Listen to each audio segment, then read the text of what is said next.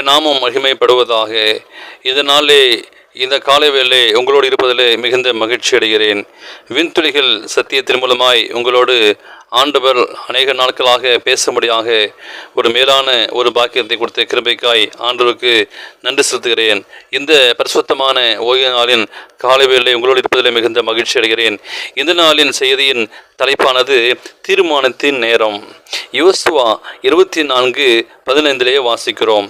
யாரை சேவிப்பீர்கள் என்று இன்று தெரிந்து கொள்ளுவோம். தேவனுக்கு பிரியமான அன்பான பிள்ளைகளே, ஒவ்வொரு நாளும் நாம் நாட்களை கடந்து செல்கின்றோம். நம்முடைய அனுதின வாழ்க்கையிலே அநேகரை நாம் கடந்து வருகிறோம். ஆனால் இந்த உலகம் மதிக்கிட்டு போயிருக்கிறது. ஆண்களும் பெண்களும் பித்து பிடித்துவதை போன்று நித்திய அழிவை நோக்கி விரைந்து கொண்டிருக்கிறார்கள். அனைத்து சிற்றின்ப தொய்வுகளும் பறந்து கிடக்கின்றன. மனிதர் இழித்த பாவத்தினால் வசீகரிக்கப்பட்டவராக மாறி போகிறார்கள். அவர்கள் எச்சரிப்புகளும் அவர்களது வேண்டுகோளும் செவிசாய்க்க மாட்டார்கள். ஆனால் இங்கே யோசுவா ஒரு அருமையான ஒரு வசனத்தை, யாரை சேவிப்பீர்கள் என்று இன்று தெரிந்து கொள்ளுங்கள் என்று சொல்லி இந்த ஒரு எச்சரிப்பு செய்தியை கடைசி நாட்களே வாழக்கூடிய உங்களுக்கும் எனக்கும் அங்கே யோசுவா மூலமாக சொல்கிறார். பூமியின் குடிகளை நோக்கி ஆண்டவர் கேட்கிறார், இப்பொழுது அனைவரும் தங்களுக்கான நித்திய முடிவை தீர்மானித்துக் கொண்டிருக்கிறார்கள். மானிடருக்கு கொடுக்க வேண்டிய தவணையின் காலம் முடிவு பெற இருக்கின்றது. அவருடைய வருகையினால் சமீபத்தில் இருக்கிறது.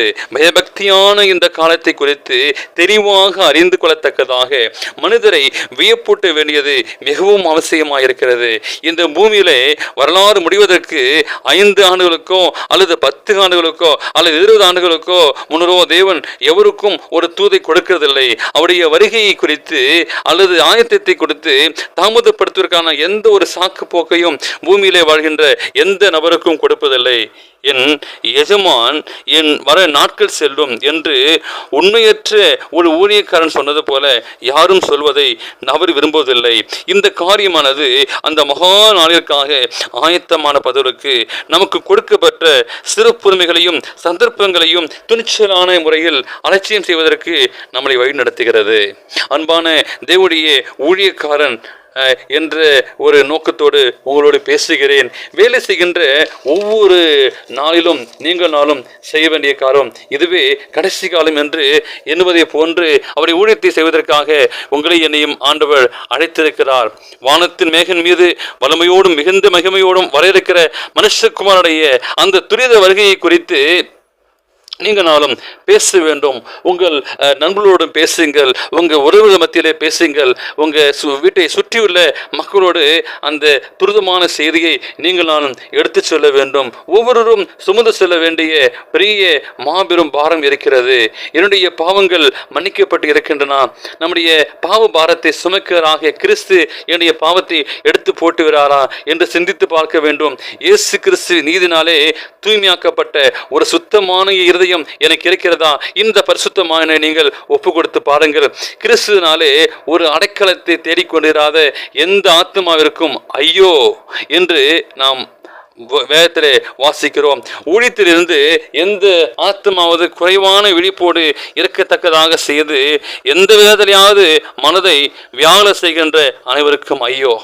தேவனுக்கு பிரியமான பிள்ளைகளே, இந்த மாபெரும் வேலையிலிருந்து நம்முடைய மனமானது விலகி செல்ல அனுமதிக்க கூடாது. இதை குறித்து காரியத்தில் தேவனுடைய பார்வையில் நாம் எப்படிப்பட்ட விதத்தில் வாழ்கிறோம், நாம் எப்படிப்பட்டதாக இருக்கிறோம் என்பதை நீங்கள் அறிந்து யோசிக்க வேண்டும். யுகங்களின் கண்மலை மீது நமது பாதங்கள் பதிக்கப்பட்டிருக்கின்றன. ஒரே அடைக்கலமான அவரில் நாம் மறைத்து கொண்டிருக்கிறோமா? இரக்கமற்ற சிற்றத்தோடு புயல் வந்து கொண்டிருக்கிறது. அதை சந்திக்க ஆயத்தமாக கிறிஸ்து பிதாவுடன் ஒன்றாக இருப்பது போல நாம் கிறிஸ்துவோடு ஒன்றாக இருக்கிறோமா? நாம் தேவனுடைய சுதந்திரவாளிகளும் கிறிஸ்துவின் சுதந்திரவாளியுமாக இருக்கிறோமா என்பதை எண்ணி பார்க்க வேண்டும். இந்த காலை வேளை அவனுடைய சமூகத்திலே ஒப்பு கொடுப்பீர்களாம். கிறிஸ்துடைய அந்த அன்பு, கிறிஸ்துடைய பண்பு, நம்முடைய பண்பு நலனாக இருக்க வேண்டும். நம்முடைய இருதயங்கள் புதைக்கப்படுகிறதா என்பதை நானும் ஒரு மாறுதல் அடைய வேண்டும். இங்குதான் நம்முடைய ஒரே பாதுகாப்பு இருக்கிறது. நம்முடைய உயிர் துய்ப்பான கிறிஸ்துவை தேவனிடமிருந்து பிரிக்க முடியாது. அவரோடு இணைந்து கொள்வோமா? உங்களுக்கு ஒரு பெரிய இந்த நாளிலே ஆண்டவர் உங்களுக்கு ஒரு தீர்மானிக்கும் ஒரு நேரமாக இருக்கிறார். இருக்கிறார். இந்த நேரத்தை, இந்த காலவேளை ஆண்டு சமூகத்திலே ஒப்பு கொடுப்பீங்களா? அங்கே 2 ராஜாக்களிலே 17ஆம் அதிகாரம் 30 வாக்கியம் சொல்கிறது, உன் தேவனாக கர்த்தருக்கு பயந்து நடப்பீர்களா? அப்பொழுது அவர் உங்கள் எல்லா சத்துருக்களின் கைக்கும் உங்களை தப்புவிப்பார். ஆண்டு சமூகத்திலே ஒப்பு கொடுங்க. இந்த காலவேளை ஆண்டவருக்காக நீங்க தீர்மானம் செய்யுங்க. ஆண்டவரே, சீக்கிரம் வரப்போகிறீங்க. ஆண்டவரே, அந்த வருகை நாளே நான் சந்திக்க வேண்டும், என்னுடைய குடும்பம், என்னுடைய சபை சந்திக்க வேண்டும். இந்த பரிசுத்தமான ஓய்வு நாளிலே ஆண்டு சமூகத்தில் ஒப்பு கொடுங்கள். தேவன் தாமே உங்களை ஆசீர்வதிப்பதாக. இந்த நாளை செய்தியை கேட்டு உங்களையும் திருமண நாளையும் பிறந்த நாளை காண்கிற பிறகுகளை தேவன் தாமே ஆசீர்வதிப்பதாக.